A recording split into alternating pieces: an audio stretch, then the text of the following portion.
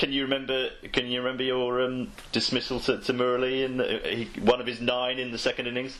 It was an absolute corker. I mean, I don't know how many balls I'd faced off Murali. I'd never seen him bowl before. Right, this is how different things were back in those days. I'd never ever seen the guy bowl a ball before in my life until I faced him in that Test match.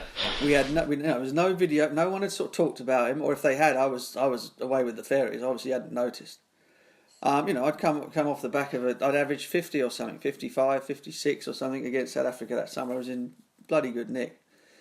Get out to somebody I don't even remember, left arm swing bowler in the first innings, and then in the second innings get through the new ball, which was probably about 3 overs. And this guy comes on, and there are blokes standing everywhere around me. The 3 slips, 2 gullies, and I'm thinking, what the hell is Jeff Thompson bowling? No, it's Murali.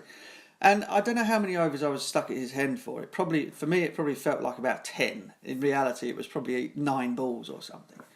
And round the wicket, and the ball just kept pitching on or outside my leg stump from round the wicket, and I just kept missing it, pushing forward and missing it by miles. And I'm just thinking, what the hell is going on here? How have I not got a pad or a bat or a glove on any of these yet?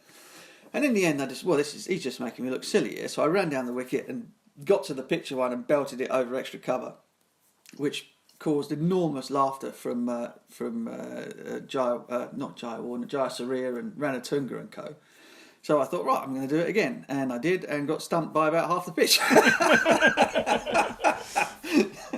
Brilliant. Happy days. And it was one thing I will never, ever forget, actually. Because after that, my reputation as a player of spin was shot to bits and hadn't been great in the first place. But I spoke to Jaya Surya at the end of that Test match. I said, "How as a left-hander, how the hell do you play that? Ball spinning at that sort of pace and spinning those sort of distances?" And he looked at me and he said, "It's very simple." He said, "You go padding, padding, padding, cut."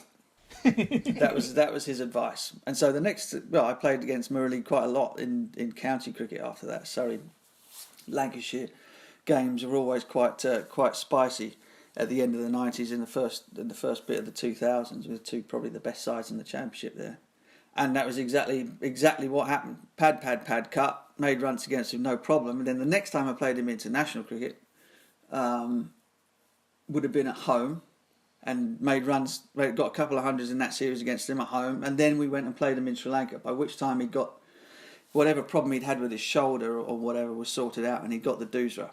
So padding, cut no longer worked, because the damn thing spun the other way as well.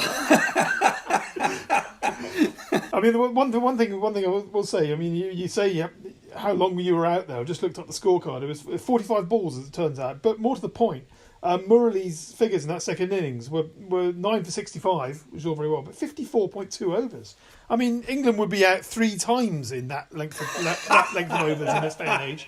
I mean, you guys may not have been able to play him, but you were able to hang around in a way that just doesn't happen in this modern era. Well, yeah, but I mean, also take into consideration that you're not getting done on reviews and things like that as well. I know it works both ways. You can. The amount of the bowlers would say, well, we'd have had 1 million more LBWs, and the batters would say, I would have been not out most of the time, But for sure, the amount of sort of covering up the right-handers would do, playing with a bat tucked in behind the pad, you just wouldn't get away with it anymore. So he wouldn't have had to have bowled 54 overs nowadays, I don't think. It would have, 25 would probably been enough. Thanks for watching ESPN on YouTube. And for more sports highlights and analysis, be sure to download the ESPN app. And for premium content plus live streaming, make sure to subscribe to ESPN Player.